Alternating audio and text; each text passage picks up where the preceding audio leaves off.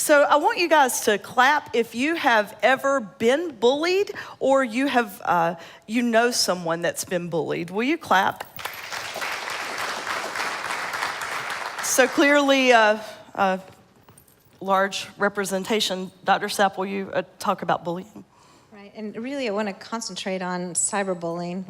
With traditional bullying, it's an aggressive behavior where somebody either verbally, physically, or socially trying to ruin somebody's reputation is trying to harm or embarrass somebody else. And now it's really amped up with the advancement of technology and social media.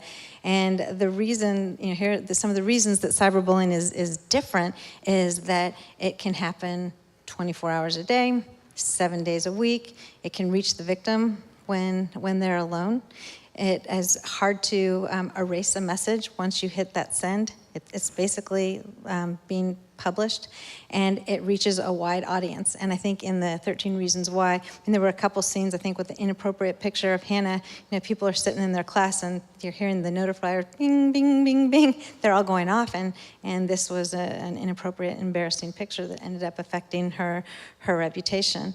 What we know in terms of the connection between bullying and suicide, and this statistic I just saw the other day, that students who experience cyberbullying are twice as likely to attempt suicide than students who don't.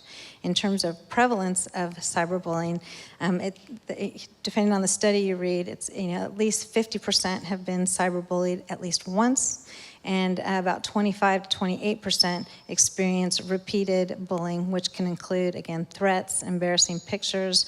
And 1 out of 10 teens has had pictures taken without their permission that have been put on the internet.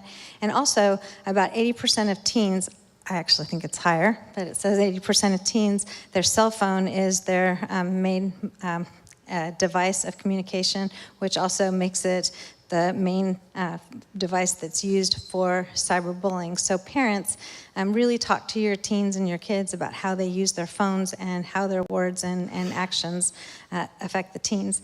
I don't know if I just said this, but in terms of how many parents know, only about 1 in 10 kids who are cyberbullied tell their parents. So they really don't talk to their parents about it. That needs to change.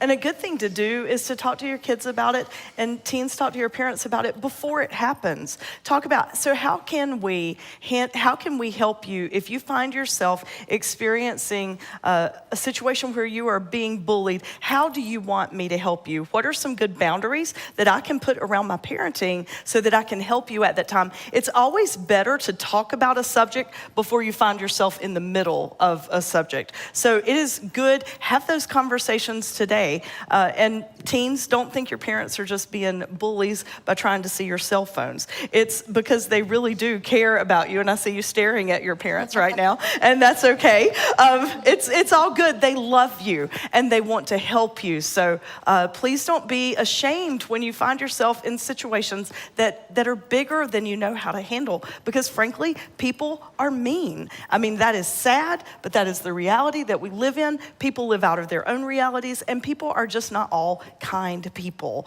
So please be aware of that. Well, and one final thing about the connection is the studies that have looked at the link between bullying and cyberbullying and suicide.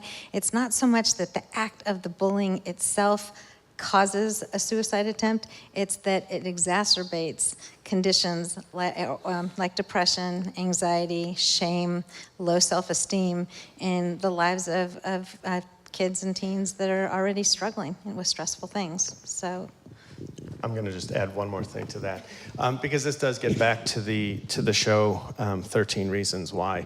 A common theme throughout that show, for anyone who hasn't watched it, was blaming the bullies for Hannah's suicide.